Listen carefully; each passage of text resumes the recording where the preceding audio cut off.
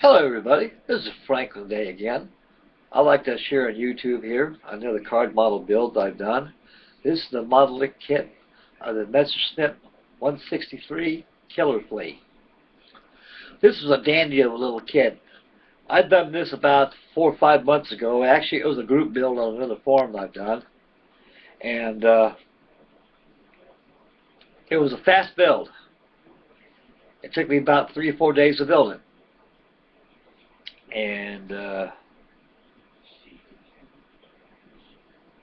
highly recommend this kit to the novice. Anybody that has never built a card model kit, the novice should have no difficulty at all in building this.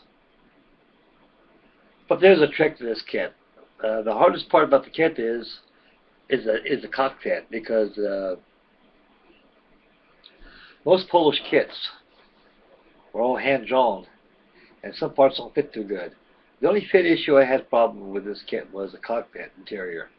It's like they give you a tub. You take a piece, the cardstock itself is a part, and you got to form that tub. You got to have your side control consoles, which fit inside the fuselage, your joystick, your seats, the instrument panel. All that is built in this tub, and the tub fits inside the fuselage. But there's only one problem with that tub: is it fits too high, it won't close up right. So it's got to be trimmed from the bottom. That's the only problem I have with the kit. Other than that, it went together like the way it was actually designed. Here, folks, is my 133 scale Model Messerschmitt 163 Killer Flea. As you can see, it's printed in the original colors of the actual aircraft. Sky blue in the bottom, Schwartz screen on top with light green on the other part of the camo, which gives it the splinter effect. There's one thing about this kit that's very significant that I found out. It has a swastika on the tail, which gives us realism. Most kits nowadays that have German markings don't have the swastika anymore. Somehow, I guess they banned the swastika. Some people feel offended against them, but it's history. It's like building a B-17 without star and bar, or having a pretty little Victory Girl inside the fuselage. Same difference. So I'm glad they kind of let that swastika on there. It gives this model a little more real intensity than what it is. Again, I repeat that it was a fast build. It was easy to build. Every time you tackle one of these card kits, it leads you to a whole new different venture. Because once you start building it, you see things you can do to it. Like, for example, like on this kit here, I opened up the slats on the wings here. These little wing slats right here, they're opened up right here, as you can see. And they're open up top and bottom. Here's the top view of the Messerschmitt right here. The only thing I did to it, I took the wheels, making cardboard disc, checked out to a lathe, and turned them. Inked them in with a Sharpie pencil, assemble same. And actually, anybody that's familiar with this aircraft can tell you that this wasn't a fixed undercarriage for this plane. It's a dolly. Once this plane takes off, this here dolly is jettisoned from the aircraft. And you got a skid bar underneath the fuselage right here.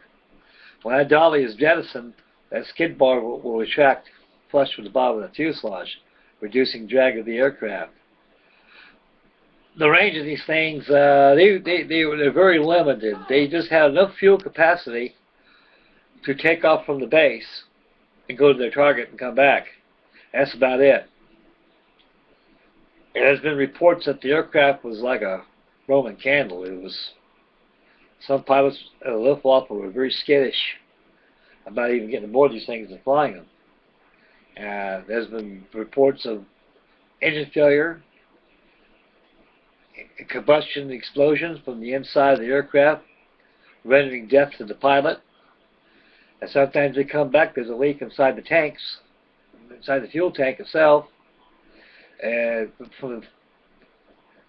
causes fires, and some of them they never had no problems with, but actually primarily these were experimental aircraft. The same thing with the other ones that they done. Germany was the grandfather of the jet aircraft. Their technology was very outstanding. I mean, how they done things. You know, they very admirable to build an aircraft, jet aircraft, and maybe a shrimp of an airplane, but they could pack one hell of a stain because they got cannons on them.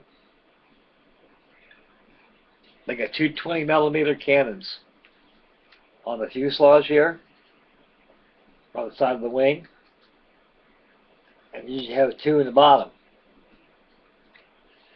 Can you imagine flying a B-17 and have something like that come out of the blue sky?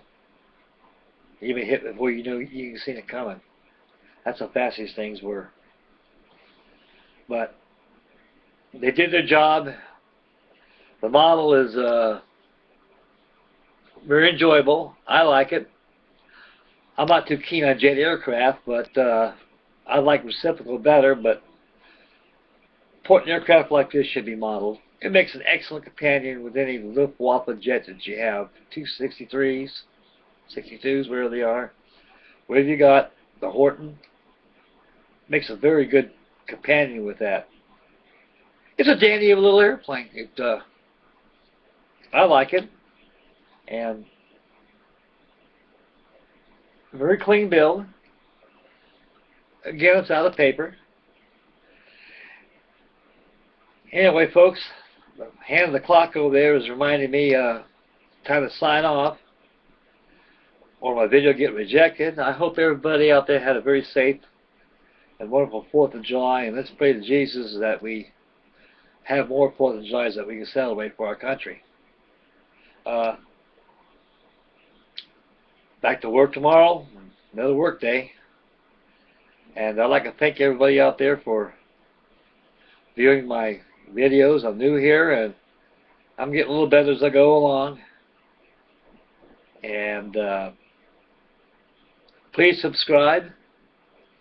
And if you guys got any comments to make, fire them this way. I'd be tickled pink, more than happy to answer them.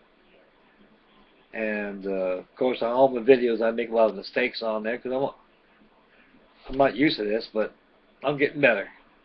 And I hope everybody out there is well and happy modeling. Again, any comments, that's just fire away, and I'm here to answer them for you. And I appreciate very much you all tuning in and watching my video. And I'll probably post a couple more down the line. And thank you very much, folks. I appreciate you all tuning in, and God bless you all, and have a good night.